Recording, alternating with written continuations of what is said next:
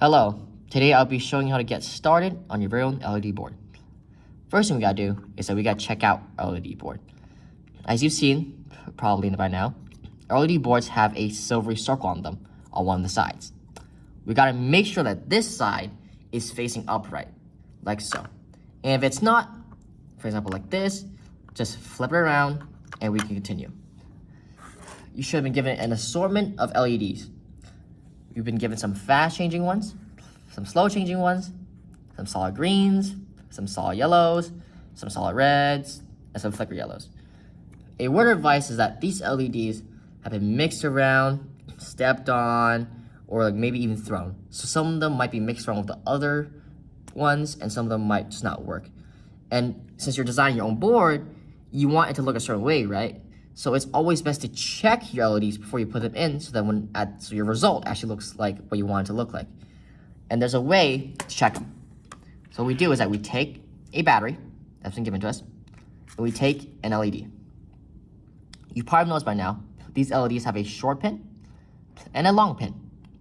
To check your LEDs, we must make sure that the long pin, right, is touching the flat side of the battery, like so. And as you see, it turns on.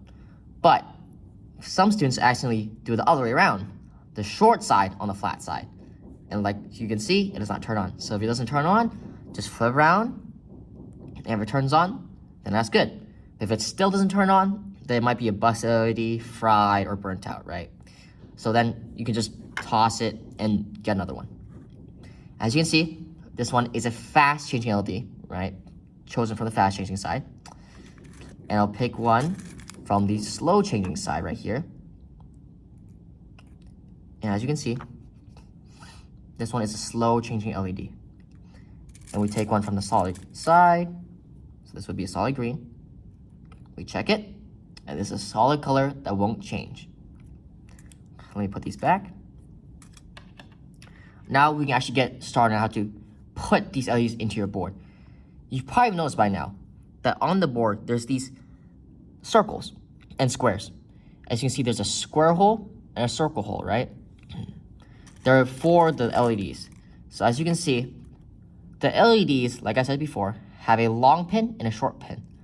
When we're putting these LEDs in, we have to be careful, because if we don't make sure that the long pin is going to the square hole and the short pin is going to the circle hole, the entire board will not turn on.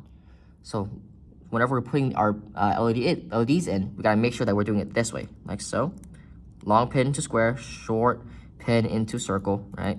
So it goes in like this, and then you just fill out the rest of your board. And make sure, this is very important, that long pin's in square and short pin is in circle. Otherwise, your board will not turn on.